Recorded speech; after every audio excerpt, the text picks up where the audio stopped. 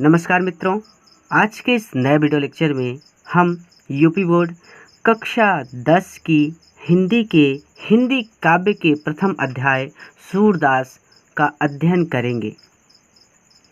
अर्थात आज के इस वीडियो लेक्चर में हम सूरदास जी के पद का अध्ययन करने वाले हैं।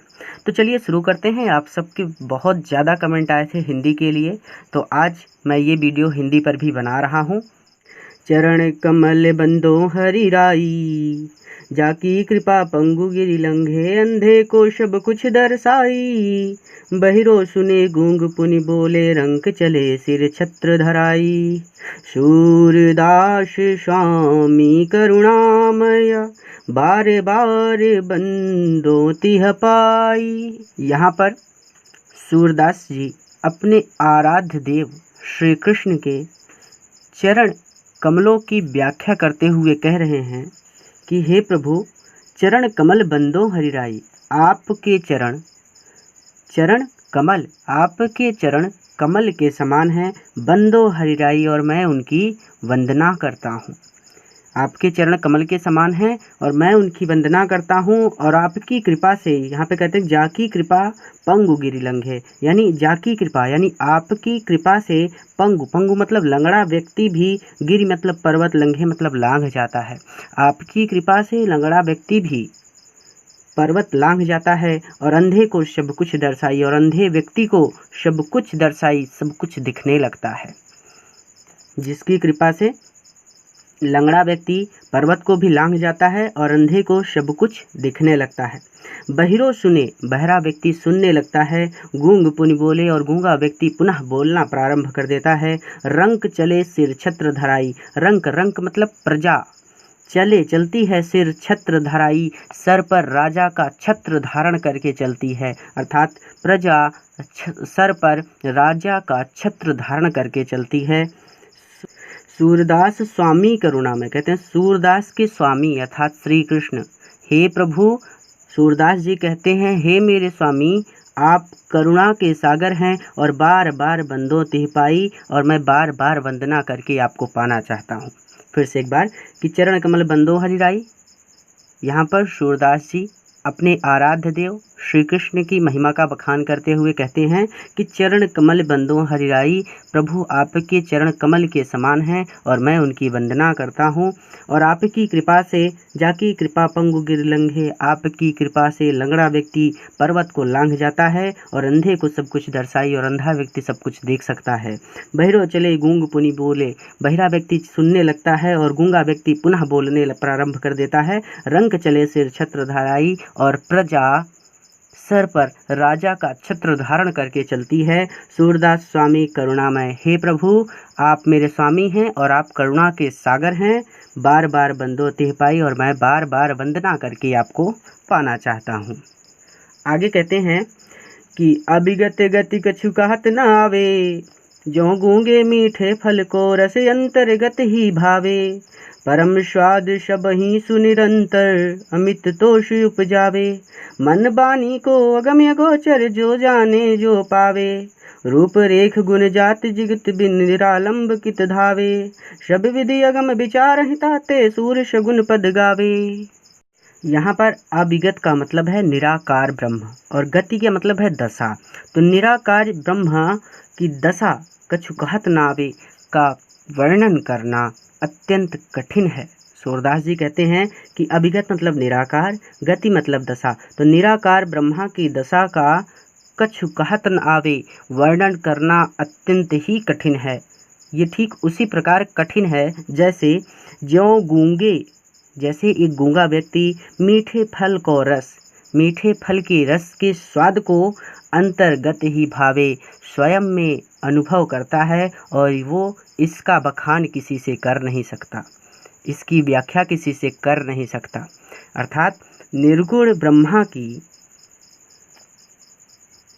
गति अर्थात दशा का कछु कहत ना आवे वर्णन करना अत्यंत कठिन है। यह उसी प्रकार कठिन है जैसे एक गूंगे व्यक्ति के लिए मीठे फल के स्वाद का वर्णन करना कठिन है।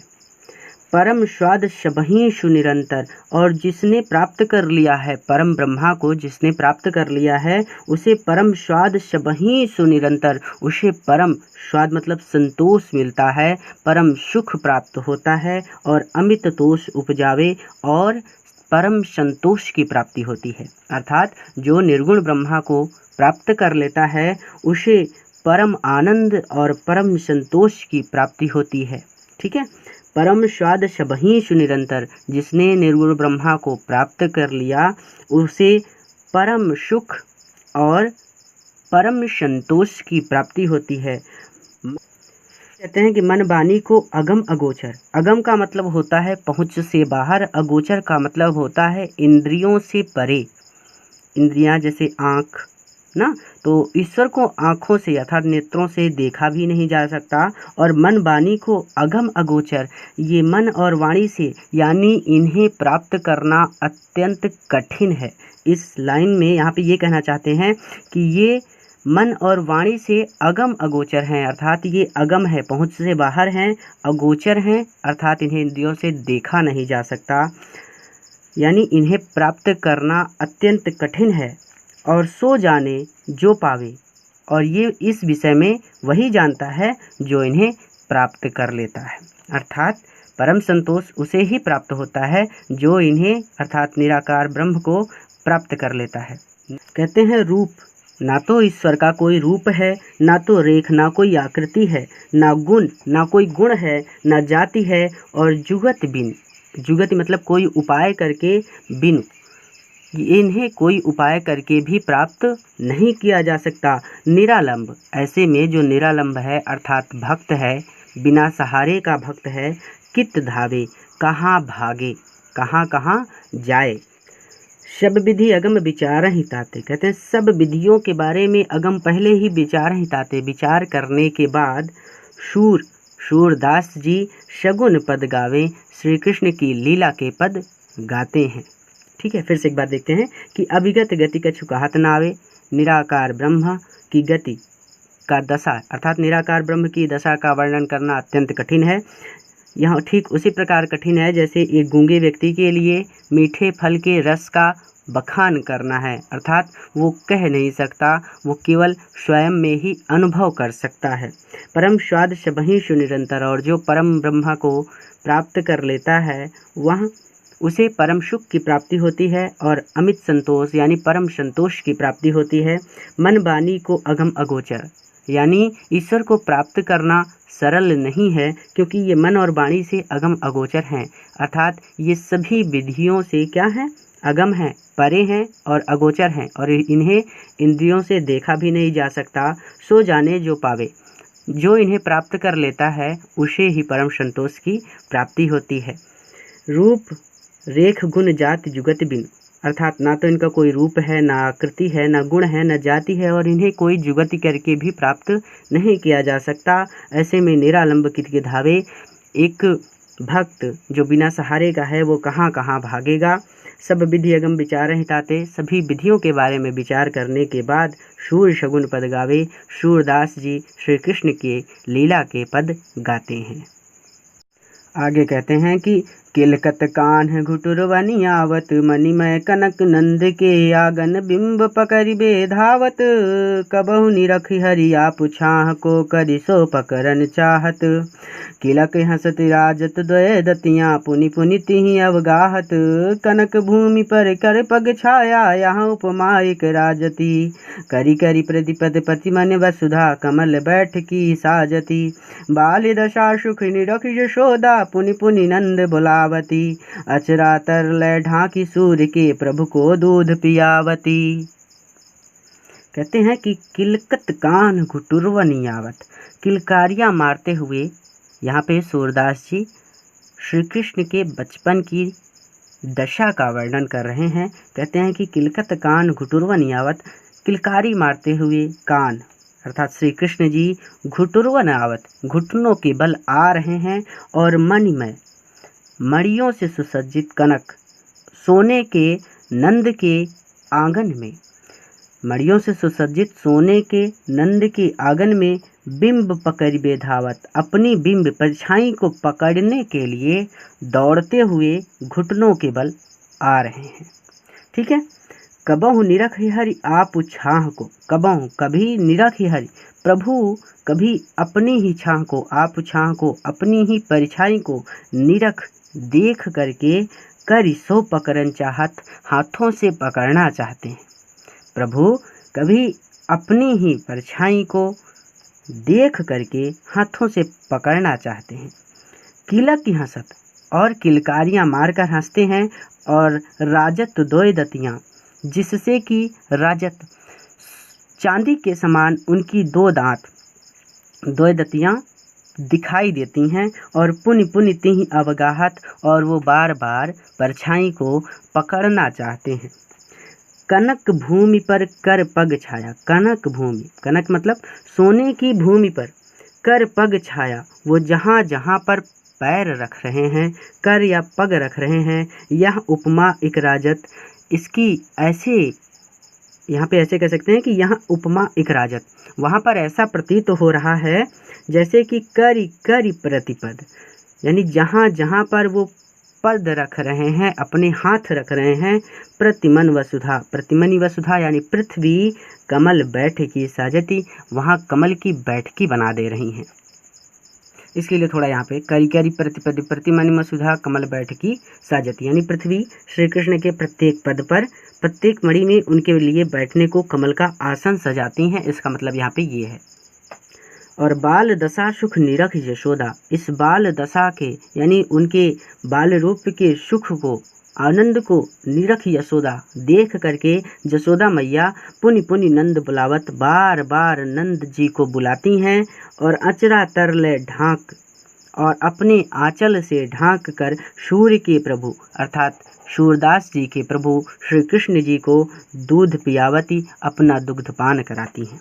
फिर से एक बार कि किलकत कान घुटोरियन आवत, मणिमय कनक नंद के आंगन बिंब पकड़बे धावत। ध्यान से समझिएगा कि किलकारियां मारते हुए श्री कृष्ण जी मणिमय, मणियों से सुसज्जित कनक सोने के नंद के आंगन में अपनी परछाई को पकड़ने के लिए घुटनों के बल दौड़ते हुए आ रहे हैं। कबहु निरख हरि आप छाह को करिसो पकड़न चाहत, कभी प्रभु अपनी ही छाह को देखकर अपने हाथों से उसे पकड़ना चाहते हैं। और किला की हंसत राजत दोय दतियां पुनि पुनि तिहि अवगाहत, और किला की हंसत किलकारियां मारकर हंसते हैं तो उनके चांदी के समान दोनों दांत प्रदर्शित होते हैं, और पुनि पुनि तिहि अवगाहत, और वो बार बार अपनी परछाई को पकड़ना चाहते हैं। कनक भूमि पर कर पग छाया, यह उपमा एक राजत, कनक भूमि पर कर पग छाया, कनक भूमि यानी सोने की भूमि पर कर पग छाया, वो जहाँ पर पैर रखते हैं, यह उपमा एक राजती, वहाँ पर ऐसे प्रतीत होता है कि करी करी प्रतिपद, उनके प्रत्येक हाथ रखने पर यानी पैर रखने पर प्रतिमनि वसुधा, पृथ्वी कमल बैठकी साजती, कमल की बैठकी बना दे रही हैं। बाल दशा सुख निरख यशोदा, और बाल दशा के इस बाल रूप के सुख को निरख यशोदा देख करके यशोदा मैया पुनि पुनि नंद बुलावती, बार बार नंद जी को बुलाती हैं, और अचरा तरले ढांक सूर्य के प्रभु को दूध पियावती, और अपने आंचल से ढांक कर सूरदास जी के प्रभु को दुग्धपान कराती हैं। अगला पद है कि मैं अपनी सब गाय चरई हूँ, प्रात होत बल के संग जई हूँ, तेरे कहे न रही हूँ, ग्वाल बाल गायन के भीतर न कहूँ डर नहीं लागत, आज न शोवो नंद दुहाई रैनी रहो जागत, ग्वाल बाल सब गाय के चरई हूँ, मैं घर बैठे रही हूँ, सूर्य श्याम तुम सोई रहो, अब प्रात जान मैं दई हूँ। यहाँ पर कहते हैं मैं अपनी सब गाय चराई हूँ। श्री कृष्ण जी माता यशोदा से कहते हैं कि मैया मैं अपनी सब गाय चराई हूँ, मैं अब गाय चराने जाऊँगा। प्रात होत बल के संग जई हूँ, और प्रात होते ही सुबह होते ही मैं बलराम भैया के साथ जाऊँगा, और तेरे कहे न रही हूँ, और आपके रोकने से अब नहीं रुकूँगा। ग्वाल बाल, ग्वालों के बीच, बालों के बीच यानी ग्वाल बाल यानी ग्वालों के बीच, और गायन के बीच यानी गायों और ग्वालों के बीच भीतर नैकों डर नहीं लागत, मुझे डर नहीं लगता है। गायों और ग्वालों के बीच मुझे डर नहीं लगता है। आज न सोवो नंद दुहाई, मैया मैं नंद बाबा की दुहाई है, नंद बाबा की सौगंध है कि आज न सोवो, आज रात मैं सोऊंगा नहीं, रैनी रहूँगा जागत, सुबह तक जागता रहूँगा। और ग्वाल सब गाय चराई हो, देखिए कहते हैं और ग्वाल सब गाय चराई हैं, सभी ग्वाल गाय चराते हैं, मैं घर बैठे रही हूँ, ऐसे में मैं घर पर कैसे बैठा रहूँ। सूर्य श्याम, सूरदास जी कहते हैं कि मैया यशोदा कह रही हैं कि श्याम तुम सोई रहो, अब तुम सो जाओ, प्रात जान मैं दई हूँ, मैं तुम्हें सुबह जाने दूंगी। फिर से कि मैं अपनी सब गाय चराई हूँ, यहाँ पर श्री कृष्ण जी अपनी माता यशोदा जी से कहते हैं कि मैं अपनी सब गाय चराई हूँ, माता मैं अपनी सभी गाय चराने जाऊँगा, प्रातः होल बल के संग जई हूँ और सुबह होते ही मैं बलराम भैया के साथ जाऊँगा, तेरे कहो न रही हूँ और आपके कहने से मैं नहीं रुकूंगा। ग्वाल बाल गायन के भीतर नए कहूँ डर नहीं लागत, ग्वाल बाल और गायन के भीतर यानी ग्वालों और गायों के बीच अब मुझे डर नहीं लगता है। आज न सोवो नंद दुहाई, आज नंद बाबा की सौगंध है कि मैं नहीं सोऊंगा, रैनी रहूँगा जागत, सुबह तक जागता रहूँगा। और ग्वाल सब गाय चराई हूँ, मैं घर बैठे रही हूँ, सभी ग्वाल अपनी गाय चराते हैं, ऐसे में मैं किस प्रकार घर पर बैठा रहूँ। सूर्य श्याम तुम सोई रहो अब, सूरदास जी कहते हैं कि मैया यशोदा श्री कृष्ण से कह रही हैं कि तुम सोई रहो, अब तुम सो जाओ, प्रात जान मैं दई हूँ, मैं सुबह तुम्हें जाने दूंगी। आज के इस वीडियो में इतना ही मित्रों। अगर आप हिंदी पढ़ना चाहते हैं तो हमें कमेंट करके बताइए, हम प्रयास करेंगे कि इसके लिए हम क्लासेस रेगुलर करवा दें और पूरा प्रयास करेंगे कि आपको अच्छे से समझ में आए। तो कमेंट करके हमें बताइए कि अगर आप हिंदी पढ़ना चाहते हैं तो हम इस क्लास को आगे बढ़ाएंगे या फिर हम इसे यहीं पर स्टॉप कर देंगे।